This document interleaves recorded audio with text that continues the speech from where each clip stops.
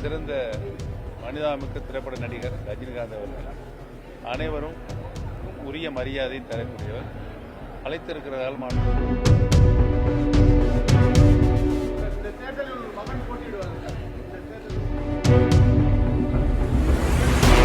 எடப்பாடி அணி போட்டியிடுகின்ற அத்தனை தொகுதிகளிலும் டெபாசிட் இலக்கு. எப்படி எதிர்கொள்ள போறீங்க? ஏன்னா நம்ம கிட்ட சின்னமும் இல்லை, கொள்கையும் இல்லை, நிலைப்பாடுல இருக்கு.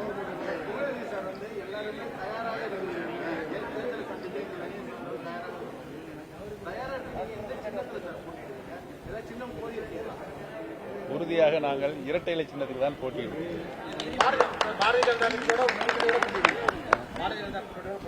பாரதிய ஜனதா கட்சியின் கூட்டணி இந்திய கூட்டணி தான் நாங்கள் தொடர்ந்து இருந்து கொண்டிருக்கிறோம் 10 ஆண்டுகளாக. பழனிசாமி தான் போயிட்டாரு.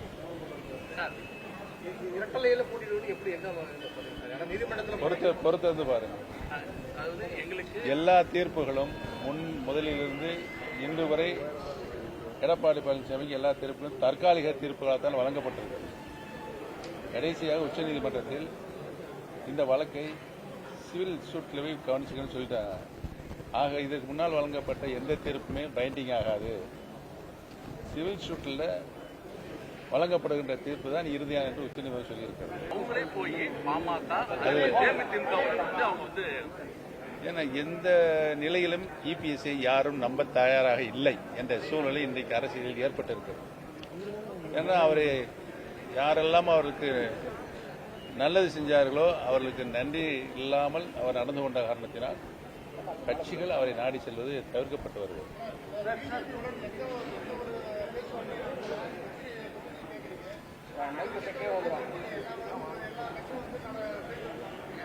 இல்ல, உறுதியாக அதெல்லாம் இறுதி செய்யப்பட்ட பிறகு உங்களுக்கு தான் முதலில் சொல்லுவோம். பொறுத்திருந்து பாருங்க.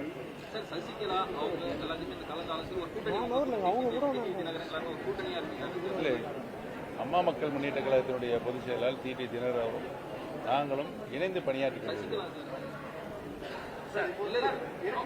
முதல்ல அவருடைய விருப்பத்தை கேளுங்க. மாண்புமிகு சின்னம்மாவுடைய விருப்பத்தை கேளுங்க.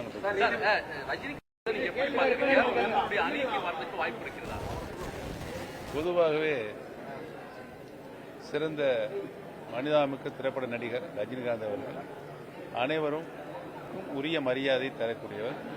அழைத்திருக்கிறதால் மாண்புமிகு சின்னம்மா அவர்கள் அவர் சென்று பார்த்திருக்கிறார்.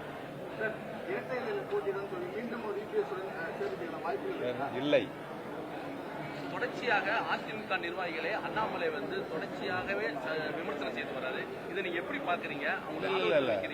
முதலில் விமர்சனம் சொன்னது எடப்பாடி அணி. அதற்கு பதில் தான் அவர் கொடுத்துக் கொண்டிருக்கிறார் திரு அண்ணாமலை அவர்கள். சார், கடந்த ஒரு வாரத்துக்கு முன்னாடி புதுச்சேரி வந்த சிவி சண்முகம் நம்ம ஓபிஎஸ் செல்லாத காசு அவர் ஒரு பெருங்காயம் டப்பா அப்படின்னு சொல்லியிருக்காங்க. இதை எப்படி பாக்குறீங்க? இதுக்கு என்ன கருத்து தெரிவிக்கிறீங்க? சிவி சண்முகத்திற்கு பதில் சொல்கின்ற அளவுக்கு தேர்தல் ஆணையத்தை மீண்டும் நீங்க தொடர்ந்து தொடர்பு கொண்டு இருக்கிறோம். தேர்தல் ஆணையத்தோட நடவடிக்கைகள் தொடங்கிடுச்சிருக்கோம். சின்னத்தை பெறுவதற்கான நடவடிக்கைகளை தேர்தல் ஆணையத்தை நடைபெற்றுக் கொண்டிருக்கிறது. தேர்தல் ஆணையத்தோட பேசிட்டு எஸ் தேசிய கட்சிகளோட கூட்டணி இல்லைன்னு சொல்லிட்டு தெளிவா சொல்லியிருக்காரு எடப்பாடி சார். அவங்களோட வெற்றி வாய்ப்பு எப்படி நினைக்கிறீங்க சார்? எடப்பாடி அணி போட்டியிடுகின்ற அத்தனை தொகுதிகளிலும் டெபாசிட் இலக்கு.